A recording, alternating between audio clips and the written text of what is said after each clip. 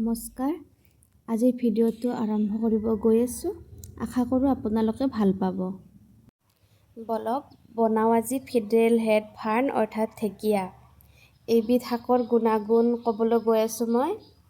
এইবিধ শাক বাৰিষা বতৰত যথেষ্ট পৰিমাণে পোৱা যায়। এইবিধ শাকৰ গুণাগুণ শুনিলে আপুনিও সদায় খাব বিচাৰিব।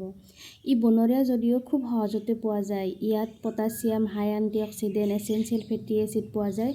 যিবোৰে মাছ নাখায় তেওঁলোকৰ বাবে এইবিধ শাক খুব জৰুৰী। হাই এচেঞ্চিয়েল ফেটি এচিড আৰু পটাছিয়ামৰ ডেইলি ৰিকুৱাৰমেণ্টৰ 11% এইবিধ শাকত পোৱা যায়।